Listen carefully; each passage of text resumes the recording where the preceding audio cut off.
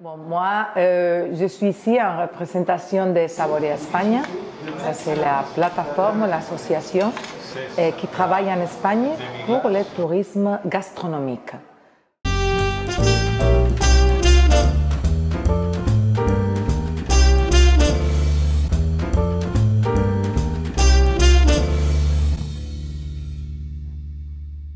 Alors, c'est une plateforme, une association qui a été fondée il y a 14 ans. Et c'était le ministère, la secrétariat de tourisme d'Espagne qui voulait aider à la gastronomie pour sortir un peu de l'Espagne, pour faire un peu la représentation gastronomique de l'Espagne à l'extérieur, mais aussi dans la propre Espagne. Comment peut-on dire goûter l'Espagne? Et oui, moi je l'Espagne, je ne sais pas comment dire, non? Et je crois qu'on a reçu beaucoup de tourisme en Espagne, mais on n'est pas seulement soleil et plage, parce que l'Espagne, c'est très gastronomique. Surtout, ça a commencé à le nord de l'Espagne, je crois que c'est un peu la zone où on a travaillé plus, mais je crois qu'à partir de ça, on est dans l'Espagne. C'est un pays qui travaille beaucoup sur la mer aussi. Et je crois que pour le tourisme, ce n'est pas seulement d'y aller connaître la ville ou connaître les plages, mais aussi il faut connaître les produits, il faut connaître les terroirs et il faut connaître les chefs. On a parlé des produits, effectivement.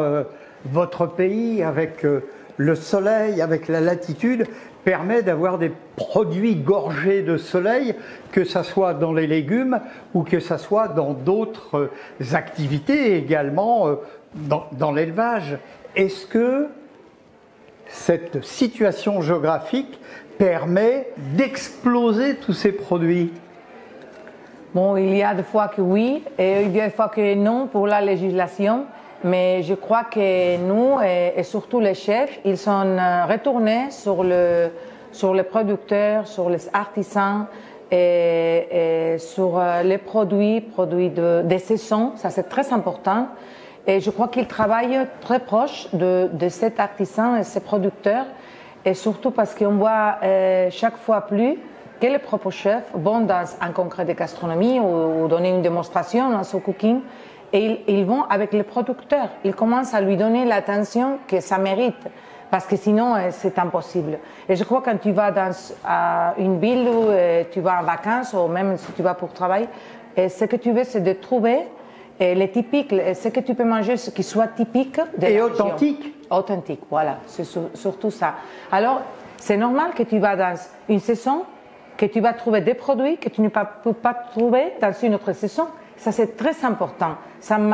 Il y a des fois que tu vas dans un restaurant et il te dit, tu as cette menu, mais hors des cartes, tu as ça parce que c'est la saison de ces produits. Et ça, c'est très important, surtout pour aider et pour les producteurs et les produits qui sinon vont disparaître, vont être disparus. Oui. C'est une tendance générale en Europe, en France, en Espagne, que d'insister sur la saisonnalité des produits. Il faut savoir qu'il y a des produits que dans déterminées saisons, si tu achètes, ce ne seront pas des produits du terroir. Ce seront des produits qui viennent d'autre part, que c'est bien, mais ce ne sont pas les produits des saisons. Et ça, on commence à travailler aussi à l'école et on travaille avec les enfants avec une matière qui s'appelle culture gastronomique. Et comme ça, les enfants peuvent savoir qu'il y a des produits que tu dois manger dans déterminées saisons et pas tous les jours. C'est quelque chose que l'on rencontre dans tous les pays du monde et dans toutes les régions du monde. Il faut que l'on apprenne aux enfants que le lait ne pousse pas dans des briques, que le poisson n'est pas pêché, pané et rectangulaire dans la mer. Et tout cela, l'éducation vient de là. Et puis après, il faut aussi apprendre aux enfants à découvrir les différentes saveurs, les quatre fameuses saveurs. Nous, on fait depuis 25 ans la journée de goût. On le fait en Espagne et je crois qu'on le fait en France aussi avec Euroto France. Et le chef va à l'école et donne une masterclass, mais pour les enfants. Et le goût, c'est les quatre saveurs et savoir faire la différence entre eux et aussi apporter des produits parce que je ne sais pas, la Roquette, il y a des produits qu'il y a des enfants qui n'ont jamais goûté. Et c'est incroyable. Non? Eh bien, Mayre Modrego, merci beaucoup, muchas gracias. Vous auriez envie de manger quel plat là à cet instant, puisque nous sommes dans l'Institut Paul Bocuse, qui s'appelle maintenant Life. Vous avez envie de quoi? D'un plat espagnol ou goûter quelque chose moi, de français? Si je vais en France, moi, je vais goûter des choses qui sont typiques de France. Moi, je voyage beaucoup par travail. Et moi, si je vais en France, je me dis, tu veux aller à un restaurant espagnol? Non, non, non, non, non. Moi, j'irai dans un petit bouchon ou je sais pas comment dire. Ah oui, voilà, très bien. Ouais, très c'est bien, ça. très bien. Oui, et surtout être ici, c'est une histoire parce que moi, je l'ai connu en vie à lui, un grand chef, et c'est incroyable surtout parce que lui était Eurotoc aussi. Alors pour moi, c'est un peu de l'histoire, non, d'Eurotoc à la fin. Et être ici, c'est merveilleux, même si ça n'est pas maintenant le nom.